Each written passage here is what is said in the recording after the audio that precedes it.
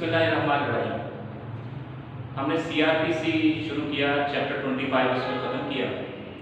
Chapter 25 जो था वो एविडेंस के बारे में था कि मजिस्ट्रेट साहब या एएसजे साहब या सेशन जज साहब ने एविडेंस जो है वो रिकॉर्ड कैसे कर दी। उसमें सेक्शन 356, 357 बड़ा इंपॉर्टेंट था। फिर उसके बाद एक सेक्शन हमने 364 पढ़ा कि एविडेंस जो है वो अक्यूज की स्टेटमेंट जो है वो किस तरह से रिकॉर्ड की जाएगी, इसको हमने देखा।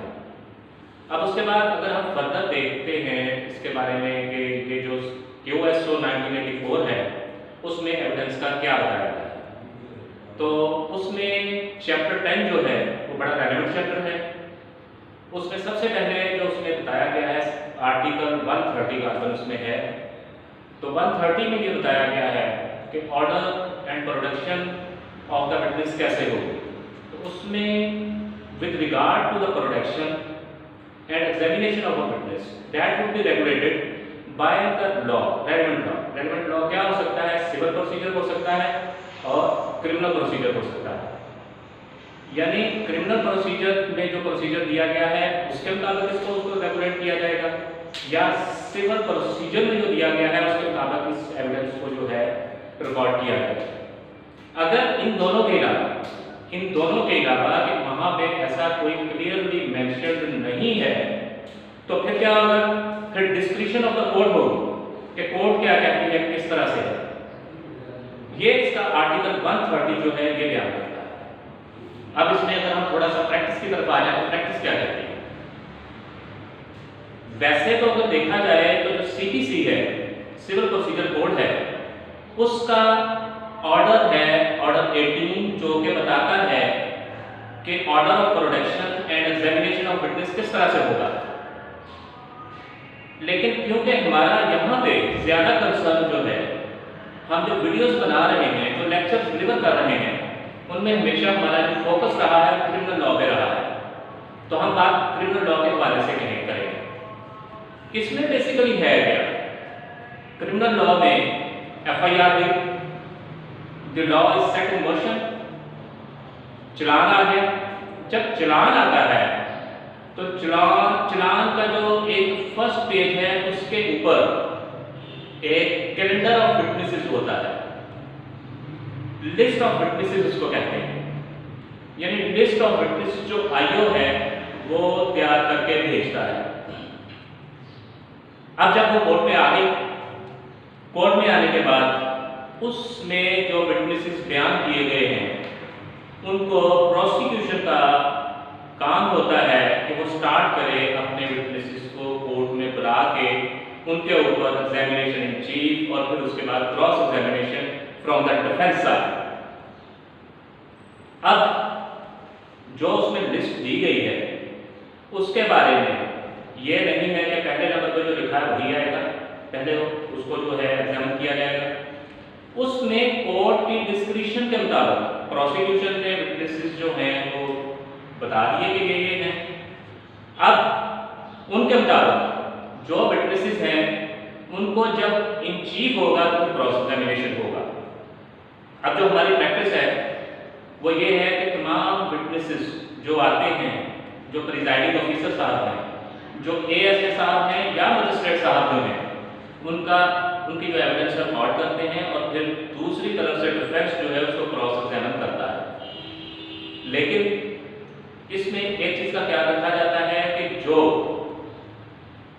उसमें IO है, इन्वेस्टिगेशन ऑफिसर है, उसको अमूमन लास्ट में रखा जाता है क्योंकि उसने सारी प्रोसीडिंग्स जो हैं, जो उसने ड्यूरिंग एविडेंस कलेक्ट की होती हैं चीजें, वो सब के साथ उसने उन सब चीज़ों के बारे में उसने जो इन्वेस्टिगेशन की है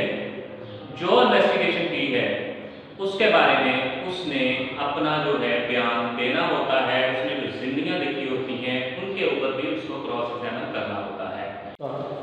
IO जो है, क्योंकि अभी मैंने जिक्र किया कि उसने तमाम प्रोसीडिंग जो है वो की होती हैं, यानी जब कोई क्राइम सीन यानी जो अकरेंस होती है वो क्राइम सीन पे जाता है, वहाँ से उसने जो एविडेंस कलेक्ट करनी है, फिर उसके बाद जो उसने रिकवरीज करनी है, उसकी रिकवरी मीमोस बनानी है, उनके 161 के स्टेटमेंट लिखे होते हैं। तो ये सारी की सारी चीज़ें जो हैं, क्योंकि IO जो है वो लिखता है, इस वजह से अमूमन उसको लास्ट में जो है उसकी एविडेंस जो है रिकॉर्ड की जाती है। अब मैं एक बात और बड़ी क्लियर बताना चाहता हूँ कि अमूमन 161 की स्टेटमेंट जब रिकवरी के विटनेसेस की लिखी जाती है तो ऐसे विटनेसेस को बात एक जो है उसको गिव अप कर दिया जाता है और एक की एविडेंस रिकॉर्ड कर दी जाती है। लेकिन ये भी सिर्फ जो प्रोसिक्यूशन है उसका प्रेरोगेटिव है। जो प्रोसिक्यूशन है अगर वो चाहती है तो उसने दोनों विटनेसेस जो हैं उनकी एविडेंस रिकॉर्ड करवानी है तो फिर दोनों की होगी। अगर वो चाहते हैं कि एक ही करनी है तो एक ही होगी। डिफेंस जो है उनको मजबूर नहीं कर सकता, उनको फोर्स नहीं कर सकता, उनको कंपेल नहीं किया जा सकता कि आप दोनों की करें या एक ही करें।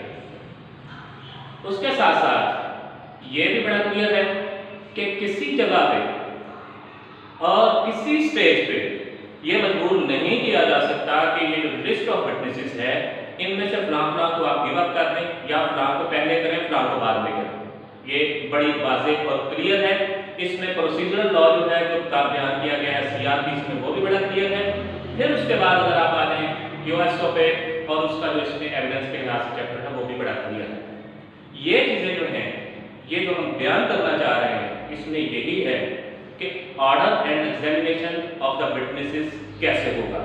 उसमें हमने बता दिया कि पहले जो लॉ है उसको देखा जाएगा, लॉ एंड प्रैक्टिस सिविल में सीपीसी, क्रिमिनल में क्रिमिनल प्रोसीजर कोड। फिर अगर वहां पे क्लियर कट नहीं है तो that would be the discretion of the court. इन चीज़ों के बाद हम इस एक चीज़ के बारे में बड़े क्लियर हो गए हैं कि एविडेंस जो है उसका order and examination of witnesses जो है वो क्या होगा। तो आज हम इसको पढ़ने के बाद आगे जो 131 पढ़ेंगे वो भी इस हवाले से बड़ा इंपॉर्टेंट है। तो उस वक्त तक के लिए, अगली वीडियो तक के लिए हमें इजाज़त दीजिए। अल्लाह हाफ़िज़।